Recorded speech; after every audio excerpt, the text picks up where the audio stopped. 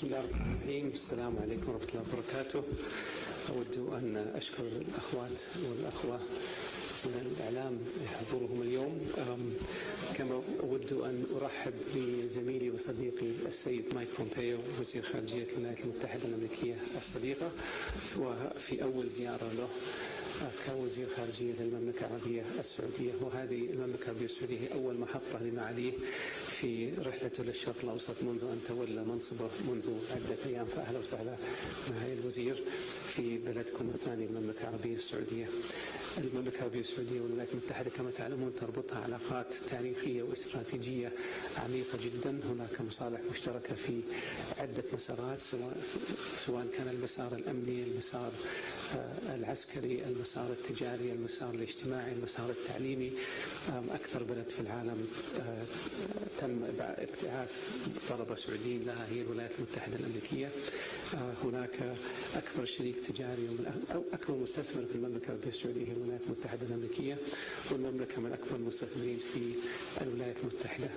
خلال زيارته قابل معاليه سيدي خادم الحرمين الشريفين. أمس قابل سيدي صاحب السمو الملكي ولي العهد نائب رئيس مجلس الوزراء وزير الدفاع الأمير محمد بن سلمان، وبعد الاجتماع كان هناك عشاء عمل. أيضا اجتمعت مع نظيري أمس بعد وصوله إلى المملكة العربية السعودية، وكانت الاجتماعات كلها إيجابية وبناءة ومثمرة. تم التطرق للعلاقات الثنائية بين البلدين وسبل تعزيزها وتكثيفها في كل المجالات.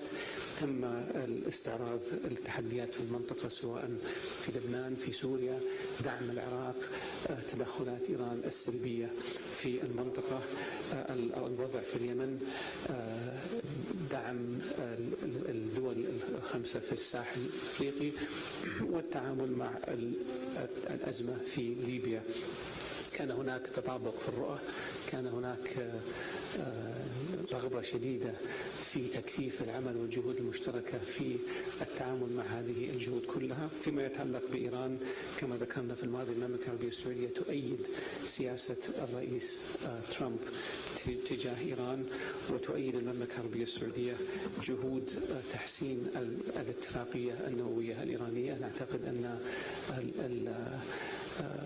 المدة الذي يكون فيها حد لكمية التخصيب اليورانيوم يجب أن تلغى وتكون بشكل أبدي. كمان نعتقد أنه يجب أن يكون في تكثيف في موضوع التفتيش على المنشآت الإيرانية. وكما نعتقد أن المشكلة الإيرانية يجب أن يكون التعامل معها أيضا عن طريق فرض مزيد من العقوبات على إيران لانتهاكاتها للقرارات الدولية المتعلقة بالصواريخ البالستية، وعقوبات على إيران لدعمها للإرهاب ولتدخلاتها في شؤون دول المنطقة. فأنا الولايات المتحدة والمملكة العربية متطابقين، كما كان هناك تطابق كما ذكرت في كل المواضيع الأخرى. ونحن نتطلع مع الوزير بالعمل معكم في المستقبل فيما يخدم مصالح البلدين الصديقين. مرة ثانية أرحب بكم في المملكة العربية السعودية وشكرا لزيارتكم.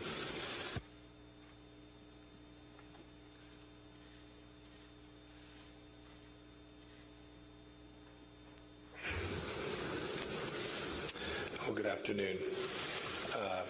Adel, it's great to see you again, and it's wonderful to be back here. President Trump came to Saudi Arabia on his first international trip, and now I have done so on my first trip as Secretary of State. We've known each other a while, and the two countries have been great partners across a broad spectrum of activities, as you described.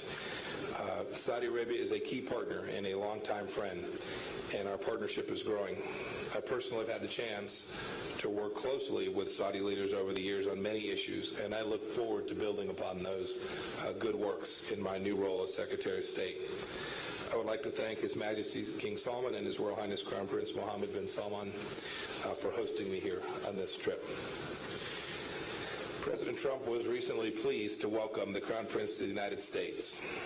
During his visit, the Crown Prince met with dozens of U.S. government and business leaders, and I built upon those meetings in conversation last night during dinner with the Crown Prince. Adel and I covered a lot of ground during our meeting. We discussed Iran, Syria, Yemen, and Gulf relations. Foreign Minister knows that Saudi Arabia's security is a priority for the United States of America. We'll continue to work closely with our Saudi partners to counter threats to this country's security. That, of course, starts with Iran. Iran destabilizes this entire region. It supports proxy militias and terrorist groups. It is an arms dealer to the Houthi rebels in Yemen, and Iran conducts cyber hacking campaigns. And it supports the murderous Assad regime as well. Unlike the prior administration, we will not neglect the vast scope of Iran's terrorism. It is indeed the greatest sponsor of terrorism in the world, and we are determined to make sure it never possesses a nuclear weapon. The Iran deal in its current form does not provide that assurance. We will continue to work with our European allies to fix that deal, but if a deal cannot be reached, the President has said that he will leave that deal. I also want to highlight today that that nuclear deal has failed to moderate the regime's conduct in many other areas. I highlighted a few. In fact, Iran has only behaved worse since the deal was approved. In Yemen, Iran continues to support the violent Houthi rebels by providing military equipment, funding, and training. This is in violation of the UN Security Council resolutions. The Houthis continue to fire missiles into Saudi Arabia on a regular basis, targeting Red Sea shipping and threatening the Saudi people. While we will continue to assist Saudi Arabia with its defense needs and support its right to defend its own borders, a political solution is the only way to advance long-term stability in Yemen and end the suffering. And I know we agree on that. Adel and I agree to fully support the new UN envoy's efforts to advance a political settlement that ends the civil war, an enduring solution to this conflict and the dire humanitarian situation that has followed from it. The long-standing political and security vacuum created by the conflict, as well as deteriorating humanitarian conditions, have also been exploited in Yemen by al-Qaeda in the Arabian Peninsula and by ISIS. When these groups are given safe haven, the U.S. homeland is at risk. President Trump's first trip to Saudi Arabia was historic, and I reminded the king how much President Trump appreciated that trip.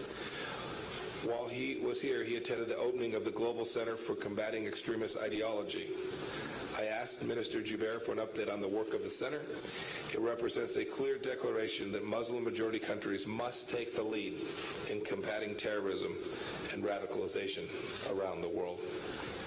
America is prepared to stand with Saudi Arabia in pursuit of the shared interest and security. But as President Trump has said, and said at the Riyadh summit as well, the nations of the Middle East cannot wait for American power to crush terrorism for them. Muslim nations must be willing to take on that burden. If we're going to conquer extremism and defeat the forces of terrorism together, I know that Saudi Arabia will be at the front of it. We all must honestly confront the crisis of Islamist extremism and the Islamist terror groups it inspires.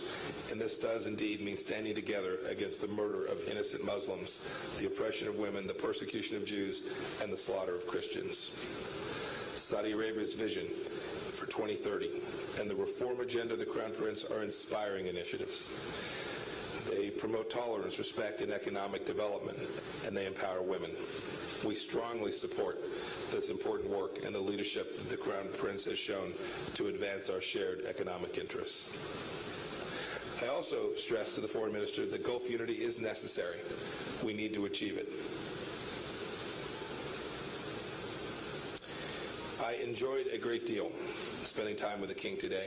It has been a pleasure to be back in Saudi Arabia among so many of my good friends. I thank you for receiving me, for my hospitality. I know that I will travel here frequently, and I look forward to welcoming you in Washington, D.C. as well. Thank you very much. Thank you. Thank you for your graciousness. Thank you very much.